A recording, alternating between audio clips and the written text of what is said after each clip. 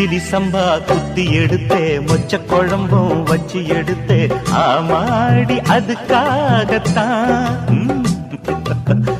உச்சி மலை காத்துல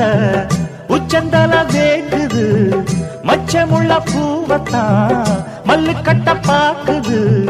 பக்கம் வந்து போரசி பார்க்கவா பந்தி வச்சு பசிய தீக்கவா